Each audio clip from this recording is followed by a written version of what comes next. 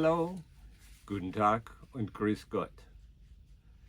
So this particular video, I'm titling again, My Spiritual Journey, or The Spiritual Journey. I think that's how you'll see it on the title. And I want to continue with what happened in my spiritual life, back in my early days at Kaiser Steel, 1970s. And so I want to tell you that the 1970s, were really kind of um, an age of spiritual awakening. I mean, we had plays, that, talked about the age of Aquarius. There was this I don't know, some sort of an operatic play, that talked about the age of Aquarius, Jesus Christ Superstar. And, the Beatles went to India, to sit with gurus, and get some wisdom. And so this is what was going on in the 1970s. And of course, I was kind of part of that. Not that I went to India, but I did read, the Yogananda story, and I was interested in the Upanishads and the Wuling masters and all of that. The reading list went on and on and on. So I continued to educate myself in that, and some of you who may listen to this, you say, "What a colossal waste of time!" But I actually had a lot of fun, and if having fun is if fun is being had, then I'm not so sure it's a colossal waste of time, But anyway, I was really interested in that because, my whole being said, that this, just can't be everything that we know, and I'm a scientist, basically, I'm an engineer and I prescribe to all the sciences. And I, used to prescribe to new scientists and all, read that right along with, Carlos Castaneda,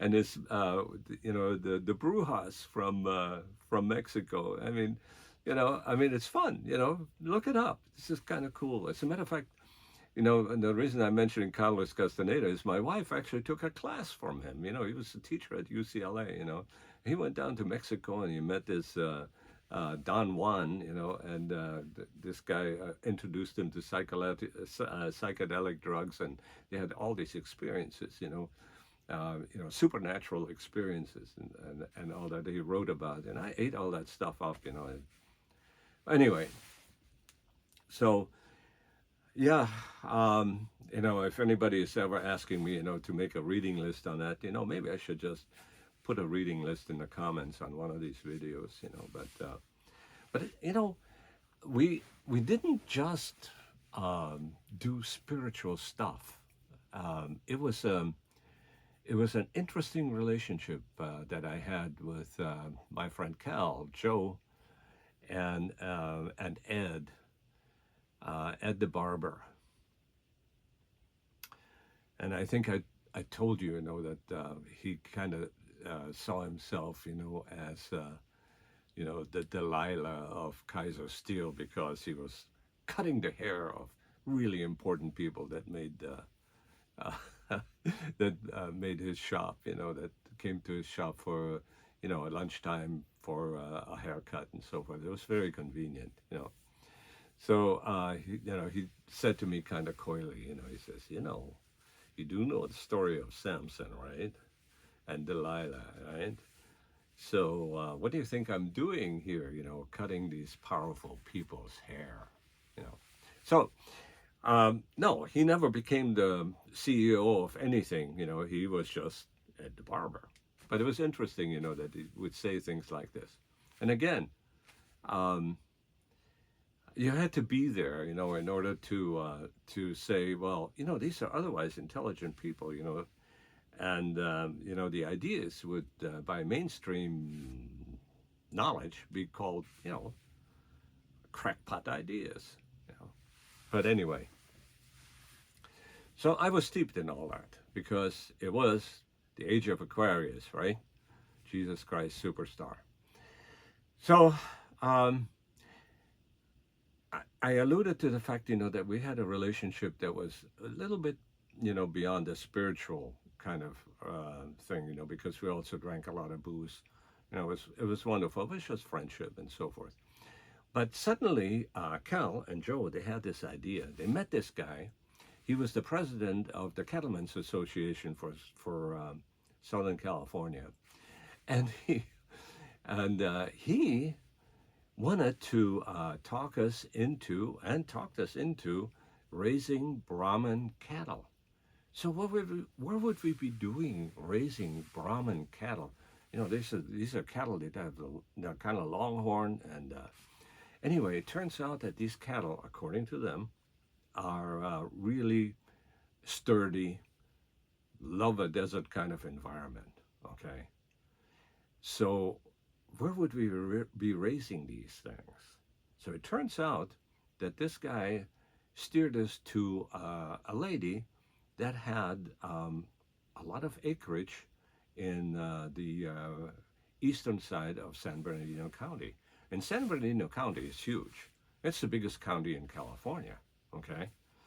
So anyway, to make a long story short, I just wanted to tell you that we were looking at buying approximately 3,000 acres of desert land. Okay. And that 3,000 acres, the way it was situated, was actually gave us the grazing rights to federal land that was surrounding these 3,000 some acres, of approximately somewhere around I'm not exaggerating this, we were talking about 1,000,000 acres of grazing land. So, if you have these 3,000 acres, to run your cattle, and you have, the right to expand into, 1,000,000 acres. Um, so, I mean, that just sounded like a fantastic idea. Anyway, we thought this might be a viable thing for us. We quit Kaiser Steel. We just so we started buying stuff. I actually put some money into 5-inch pipe, because here's the thing, the wells had to be dug, and the ground was actually an ancient seabed, lake bed, and it was full of salt. In other words, the ground, the content of the ground had salt. And so what grew there? Well, crippled cedar, things like that could handle the salt. So if you wanted to grow feed, like alfalfa and so forth, what you had to do is, provide a lot of water to irrigate that land really, for several, probably years, and then, and sections at a time, and irrigate it so you can start to grow different things, different feed for cattle. But initially, there was enough stuff out there, enough crippled cedar and whatnot, manzanita, things like this that were salt tolerant. And you could actually start, well, let's go and buy 100 head of cattle, and see how it goes. And, there was a house out there already, we could all move in and this kind of thing. So this was going along, I mean, there were months of this, we had meetings at this guy's house, the president of the Cattlemen's Association. And so, we were kind of excited about it, I don't think I talked too much about with my family about it, because, it was, really a crackpot kind of an idea. But, we thought it was doable. So we had lots of meetings, anyway. So before we went broke, and put a lot of money into it, what happened is the guy died, just died. One day, Cal called me, it says Meisinger, he died, holy shit, So, well, that kind of put an end to that, So,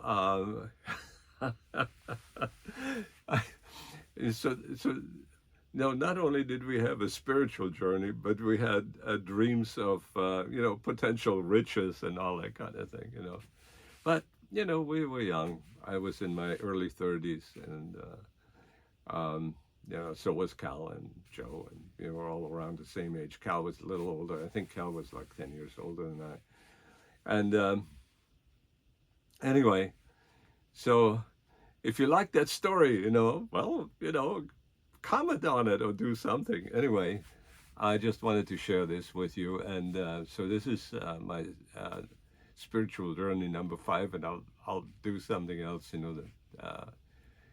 number 6. And ultimately, I hope to tell you, where I'm actually at right now with my spiritual journey.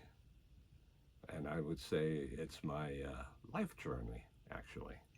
In any case, I want you to have a wonderful day. Auf Wiedersehen, and so long.